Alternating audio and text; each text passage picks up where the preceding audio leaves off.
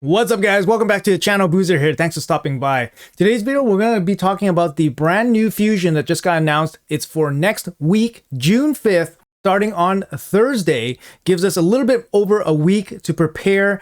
It's going to be the first look at his kit here on this channel, and we're going to give our first reactions to it here. Let's see what Plarium has to say about this champion right here. So next Thursday, June 5th, we're planning to launch a classic fusion event for a new champion, Tholin Foulbeard. So first of all, it's on Thursday. We'll keep that in mind. And then it's also going to be a classic fusion event. Now the word classic usually doesn't get used here, but I would imagine that classic and traditional are interchangeable for them. So I imagine that this is going to be a traditional style fusion. This means that you must get the rare champions, build up the rare champions, and then fuse the rare champions into the epic champions, and then fuse the epic champions into the fusion. Similar to what we do with like Mikage or Rosin, for example. So usually this traditional or classic style of fusion is considered a little bit more difficult because it does require you to have a little bit more resources on hand to build up the champion. Also, it costs you silver at the end to fuse everything together.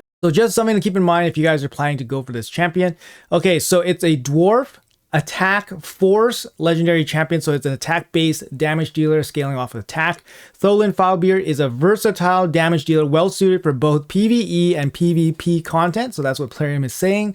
He's also a top tier choice against Karosa the Covetous, the ruthless limited time boss in the event dungeon. So now we have a fusion with a very specific role here. He is supposed to be a damage dealer against the new event dungeon boss. Now, we don't really know what this event dungeon is going to entail right now. We do know the kit of Karosa, the boss. She is a bit of a mix between a support and a damage dealing champion. She's a mythical champion, so she has two forms. But apparently Tholin the Foulbeard here is going to help us against that boss encounter. So that's really, really nice to see it. And especially if it actually works, but yet to be determined, of course. So Tholin's, his A1 is an AoE attack with a chance to place weaken before the hit. That goes on a target. Excuse me, the chance goes up if it's a boss, a minion, or a corrupted. He gets an extra turn if weaken lands on all enemies. His A2 is a strong single target double hitter that ignores 25% of the opponent's defense and doubles it against the corrupted champions, bosses, or minions. Each hit will decrease the enemy's attack while simultaneously boosting his own. Okay, that's kind of interesting. His A3 is a massive AoE double hitter that ignores unkillable and shield buffs. Then boosts his attack before attacking, and then the second hit damage increased by 10% for each crit hit scored after the first hit. He also comes with a passive, triggers his A1 for extra bonus damage, and has an extra chance and extra turn. Additionally, champions from the corrupted, bosses, and minions cannot land critical hits against Tholin. That's actually really strong. So anyways, let's go over the kit here. This is what Plarium has to say about Tholin. We'll make our own decisions after we take a look at the kit, which is going to be right here. Sorry, Plarium didn't provide us with the infograph that goes landscape. Instead, they gave us like this portrait style one.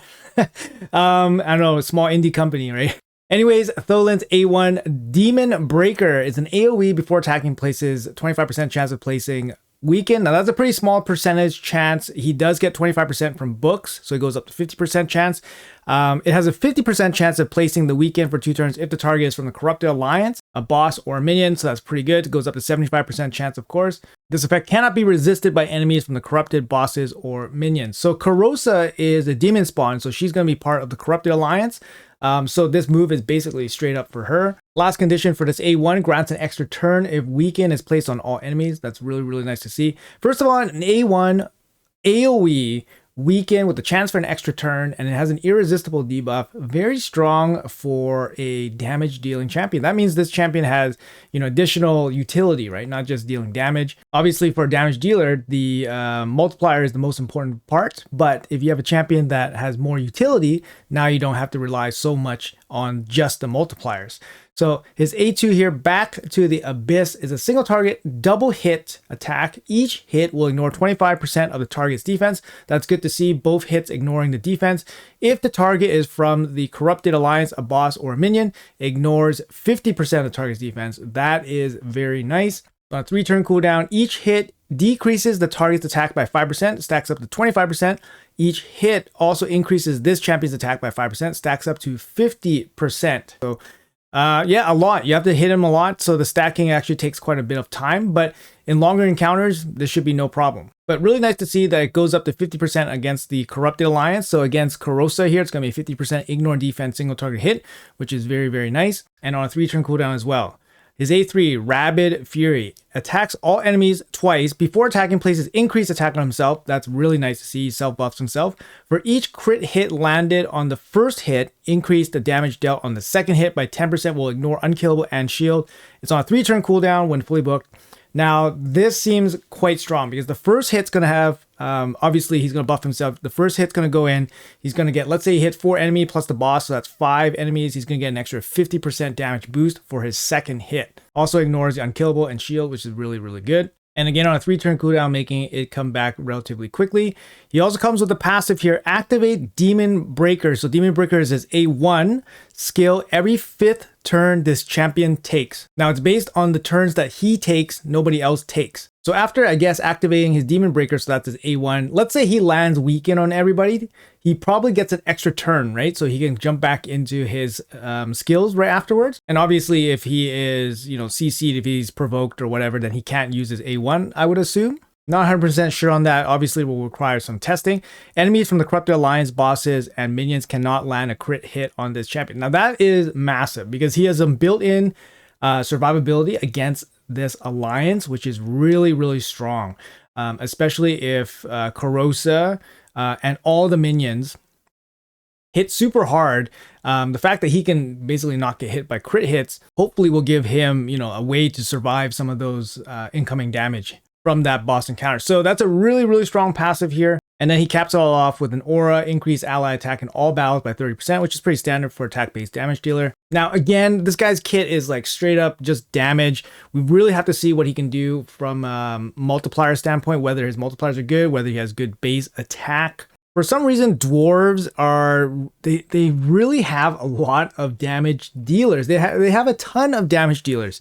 I don't know why they really want to give like the small dwarf character so much power, maybe to go against, the norms and stuff like that. But like, yeah, I noticed the dwarves have tons and tons of damage deals. Like Acrizia new, they have this new Yuzol, I think. Yuzol, what's his name? So I see he's the brand new, Yuzol, sorry. So yeah, they got a lot of different damage deals. And then Arnorn here. Acrizia is always there. I guess Torment can be a damage dealer too. Mountain King, Herndig, Trunda. Yeah, they got lots of damage dealers. Anyway, can't complain too much. If this new Tholin Foulbeard is actually, if he can actually hit, his kit is pretty strong. It's an A1 weaken AoE, and it obviously gets a boost against the Corrupted, which is really nice. He has an A2 single target smack, 50% ignore defense, which is really strong, and it obviously has a self passive attack boosting ability on it as well, and a decrease attack on the enemy.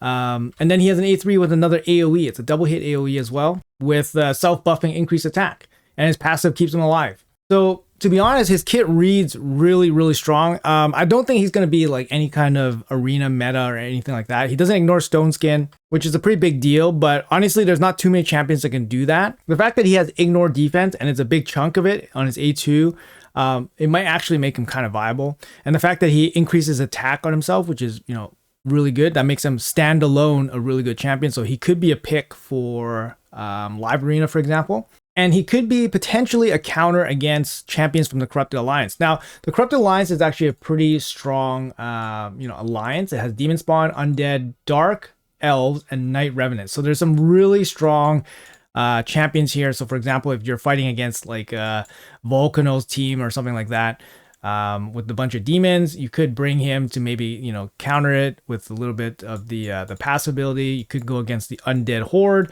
If you're going against like Sifi and Rhodos is going to be negative affinity as well. So this guy could be really strong against Rhodos. Dark Elves wise, nothing too scary here for live arena wise. If you're going up against Night Revenant, Georgia's going to be here. Narcissus is going to be here. But yeah, there's definitely going to be some options where you could actually use this guy maybe as a counter pick. because he is quite strong against the Corrupted Alliance, but I don't see him being, particularly super strong for arena or anything like that. But the fact that you can have him, use him during the boss encounter, maybe it might make it very interesting. We need a little bit more information about this, event dungeon first. Obviously, we don't know the stats on Tholin, whether he actually can hit and all that stuff in actual gameplay. So look out for test videos. It's probably going to come on the weekend, I would imagine, since this fusion is going to come live next Thursday. So definitely look out for some test footage on him, probably for the weekend. And I would imagine that the event dungeon would release a little bit more info in the coming days. So hopefully we can put the two together, and then we can figure out whether this guy is actually going to be viable in the new dungeon. And that's going to dramatically increase his value as a fusion that you want to do or skip. But on first glance, his kit looks thumbs up. But obviously, damage dealer, we have to check out his multipliers, whether it can actually hit. And we have to see whether he will be viable in the event dungeon. All right, guys, that's going to be it for the video. Hopefully you guys enjoyed it. Let me know in the comments below what you guys think about Tholin Foulbeard here, an attack-based force damage dealer from the Dwarves faction, specifically advertised as a DPS option for the new event dungeon against Corrosa. Let me know, do you guys see anything super interesting that maybe we can use Tholin for? Are you guys rearing to go for an upcoming fusion? We had 2 months of kind of mediocre-ish fusion, so maybe people are definitely itching to jump back into the fusion train. Tholin might actually be worth it, but also keep in mind that it's going to be a traditional fusion, so it won't be as easy as just collecting fragments and just holding the fragment fusion for future use. So keep that all in mind. And last but not least, I want to reiterate the date is for next Thursday, June 5th. So we have more than a week of preparation time, so make sure you guys keep that in mind as well. Anyways, guys, thanks for watching. Appreciate your time as always. Have a great day, and I'll see you guys in the next video.